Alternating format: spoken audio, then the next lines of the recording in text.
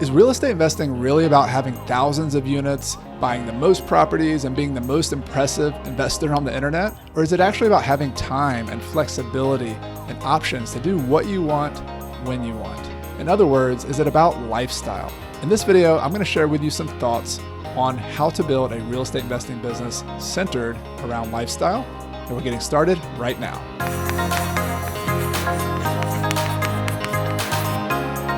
Welcome to Coach Carson TV. My name is Chad Carson. You can also call me Coach, and this is a channel all about investing in real estate, achieving financial independence, and doing more of what matters. I was recently on a podcast called The Money Maven Project with Justin Monk, and I answered a question from him about lifestyle real estate investing businesses. Justin was kind enough to let me to share that with you here on the channel. So here's the interview. I hope you enjoy it. And one thing that I've been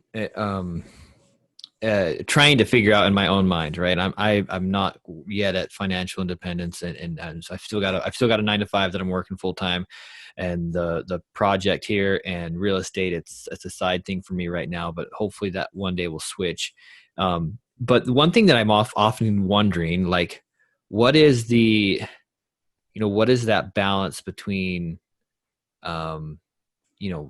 hustling towards your goals, but also taking that time? And how do you not feel guilty or like you're sacrificing progress towards your goals when you take that time?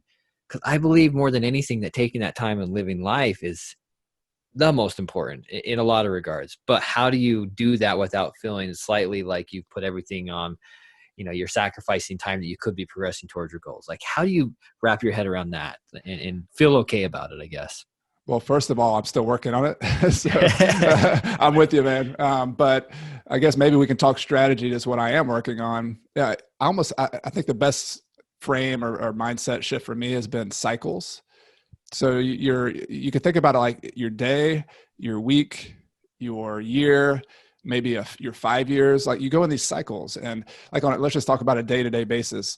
I have a hard time on a day, all right, I'm done, let's close shop, close the door of my office, go be with my kids, go do other stuff. Like, I have a hard time with that. I'm trying to be more disciplined with it. But I know when I look at my day as in cycles, I go through the work cycle, I go through the deep work, which is quiet, focus work. I go through the sales calls and the follow-ups and the email day, part of my cycle. If I can get in that rhythm in that day, then you also have the family time and you have the exercise time. And I really like the ritual and the cycle. And, not everybody has schedules and is into that, but, that rhythm of a schedule is really nice for me on a day-to-day and week-to-week basis. And I think that works for your career too. I don't think any of us can go for 20 years straight and be this like maniac robot of a person who's doing that. I think we naturally have these energy cycles and these interest cycles. And for me, it's been, 4, 5, 6 years has been kind of a nice place to look at. And that those are good. So you get a financial independence goal, you get a savings goal, you get a real estate acquisitions goal, you hit it hard for like 2 or 3 years. And then, but always in the back of your mind, be thinking about, don't tie myself to a 10-year, 15-year cycle that I can't get out of. Try to, and that's actually caused me to avoid certain types of real estate investing, certain cycles where I have other people who depend on me continuing to go. It's made me make choices. And that's part of the process. It's not just making the most money, it's making the most money while also having some control over my life and some flexibility over those cycles so that you can take those many retirements, so that you can shift. And, maybe it's just this business isn't working anymore and you're like, eject, I got to get out of this thing. Yeah. You back yourself in a corner, you can't get out of those cycles and do something different.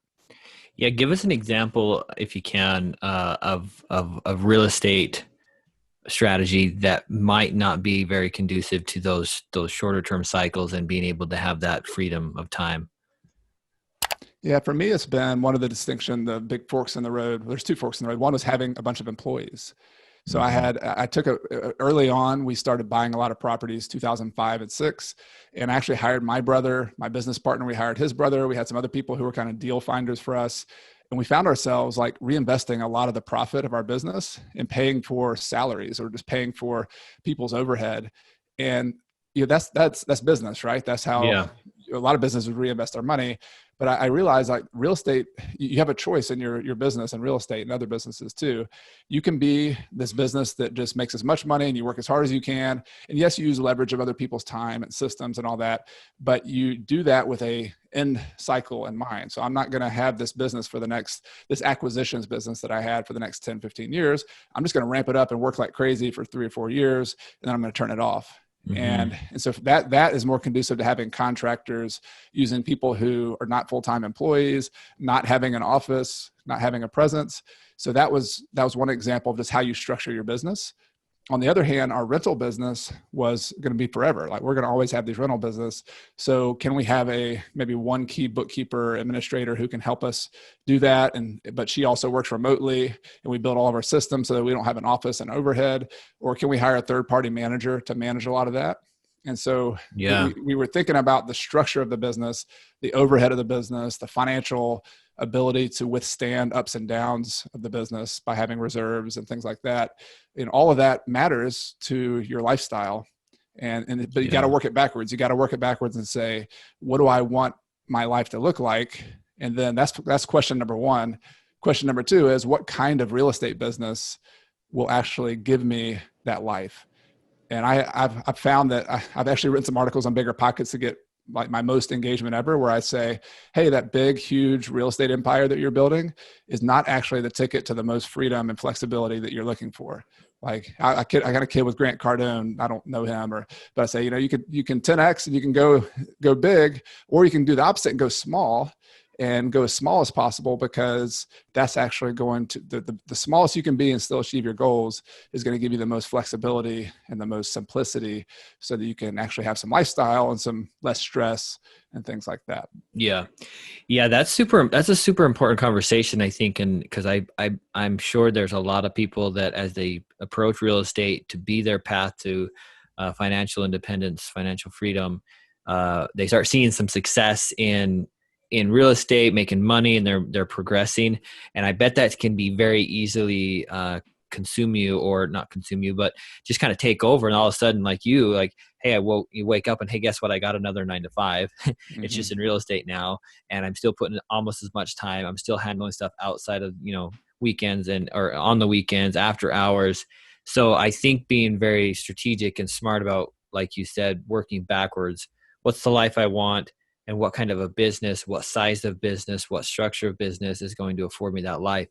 And it all depends on your goal. If you want to be Grant Cardone with whatever he's at now, 8,000 units and a private jet, Cardone is exactly where he wants to be in his life. And that's totally fine with that.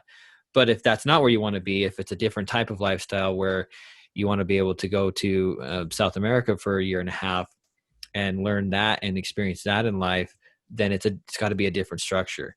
And so I think that's super smart. Thanks for watching that clip of my interview. I'm really curious to hear from you in the comments below. What does financial independence mean to you?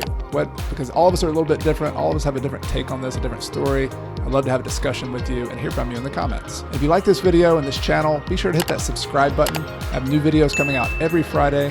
And if you like this type of video on financial independence, I have a whole playlist of other videos on different topics of financial independence, how to achieve it, how to grow it. If you're closer to financial independence, how to produce income. Check out the playlist link below, where you can also see it above, and click on that link to check out that playlist. You've been watching Coach Carson TV. My name is Chad Carson. You can also call me Coach, and this is a channel all about investing in real estate, achieving financial independence, and doing more of what matters. See you next time.